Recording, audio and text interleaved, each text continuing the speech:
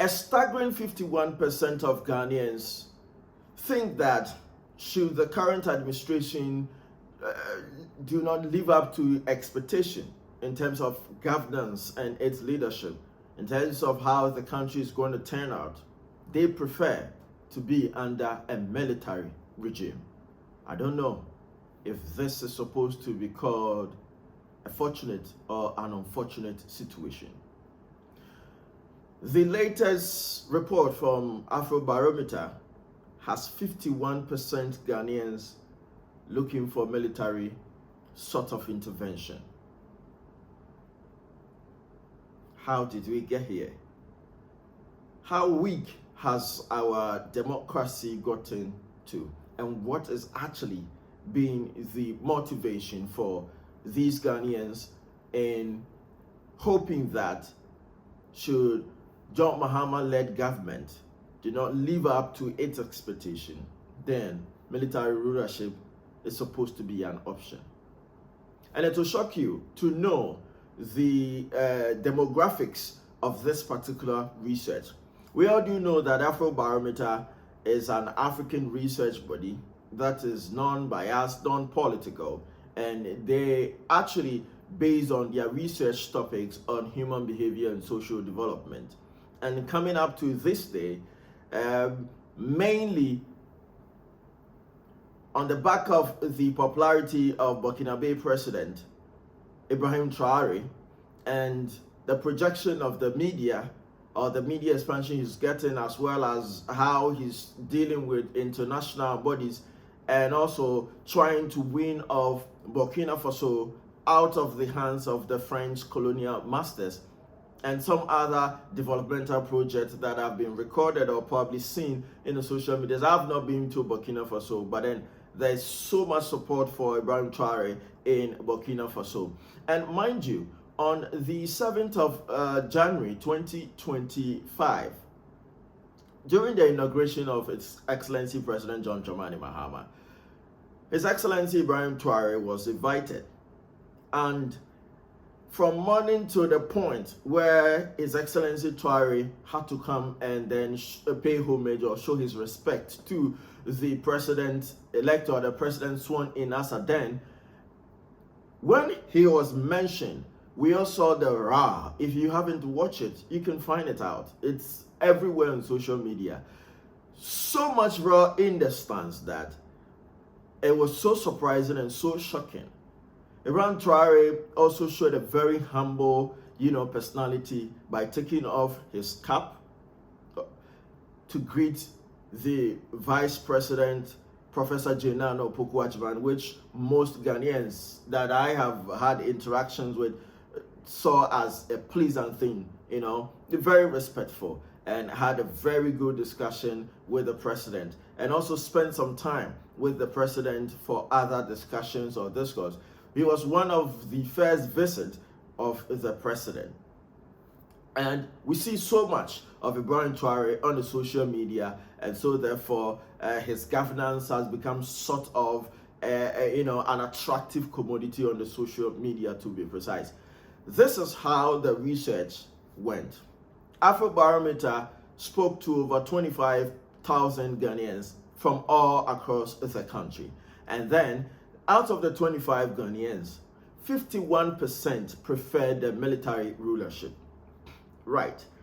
Why do they prefer the military rulership?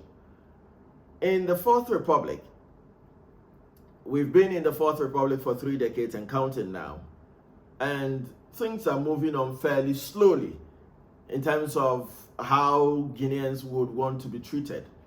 And so therefore, the whole concept of the grass is greener at places we've not been to, or how we see United States of America to be, how we see Canada, Italy, and elsewhere to be when we are in this country. It's the same kind of thing that is happening with the leadership.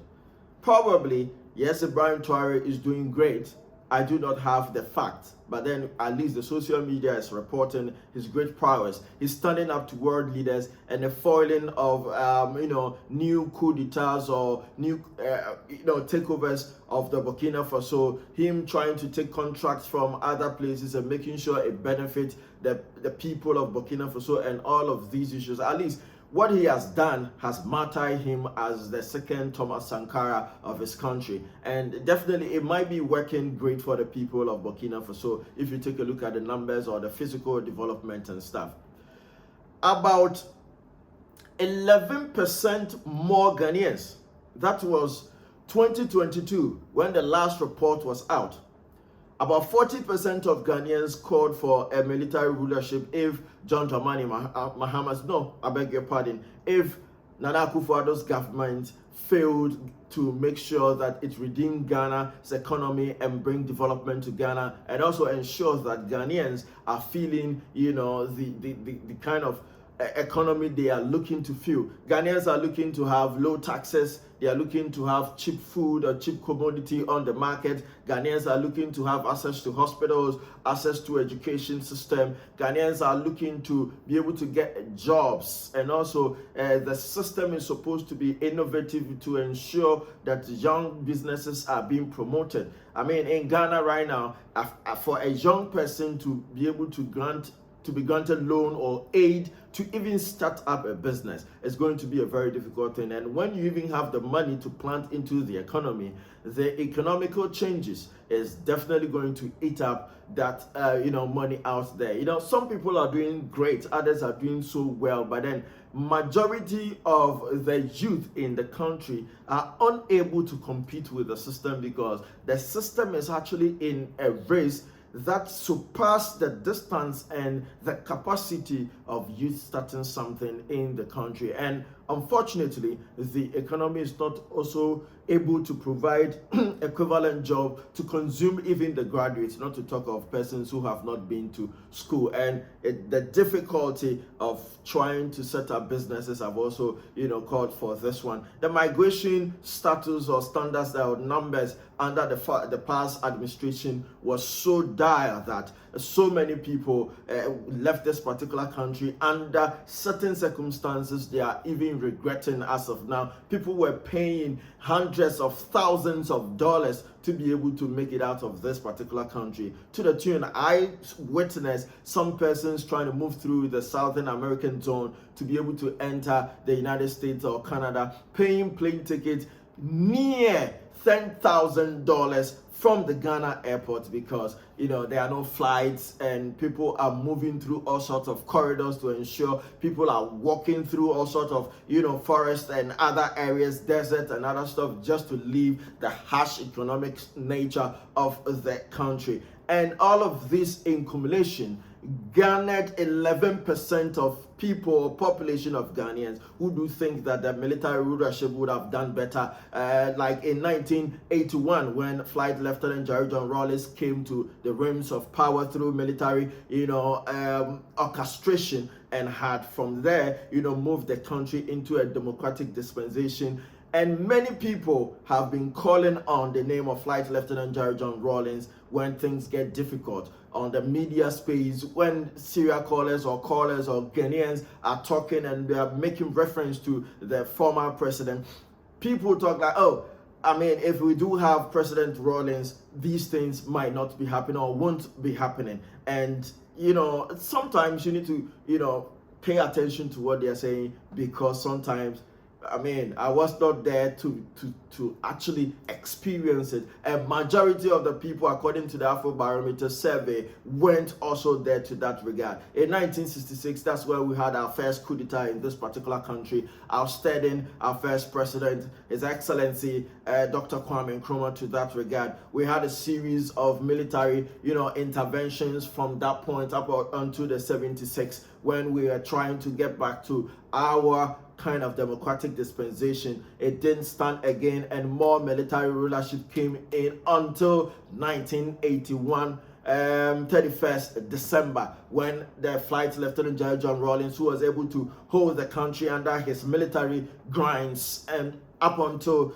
the Fourth Republic, 1992, when we were able to have our first democratic, elections, and since has held up to date. This is the ratio. That is why it's more concerning, because almost everybody in this particular survey calling for military rulership has yet to taste any military action or leadership in this particular country. Here are the facts. Since 2022, we had about 40% calling for military rulership, but now it's 51% of the population looking for military rulership to that regard. 11% increment, which is unprecedented to that regard.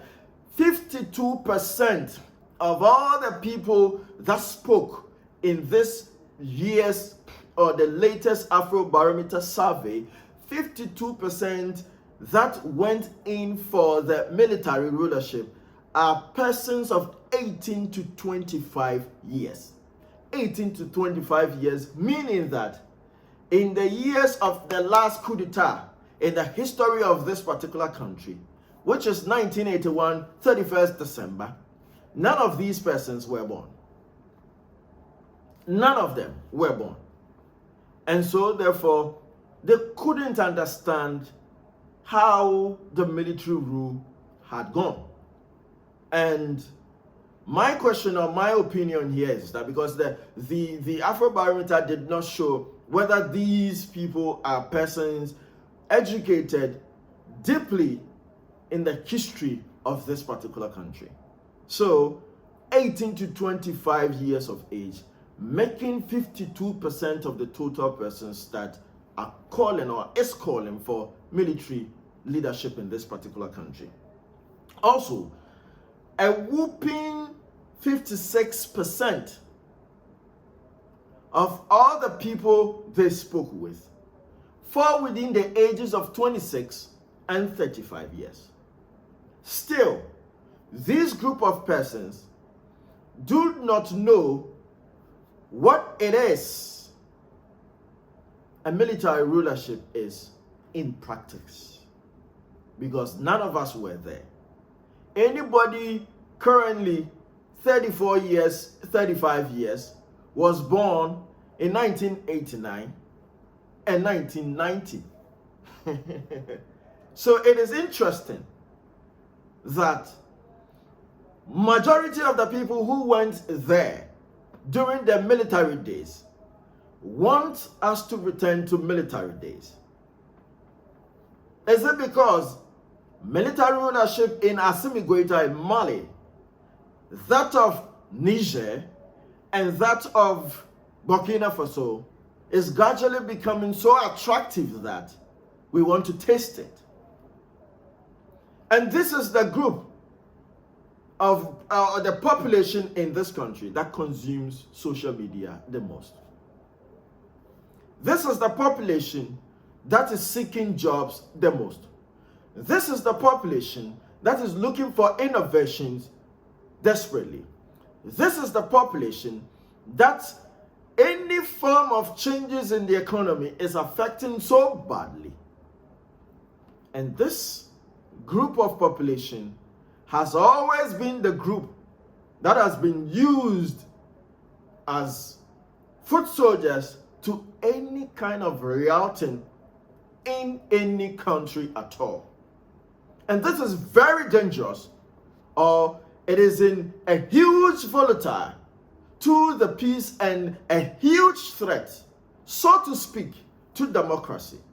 But then, when it comes to leadership in this particular country, could they be in the right?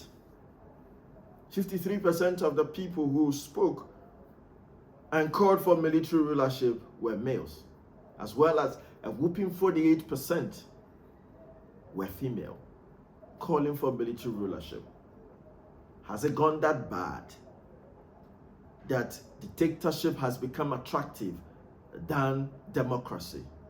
Who is to blame? The democratic leaders, have they done their best? Did they do enough?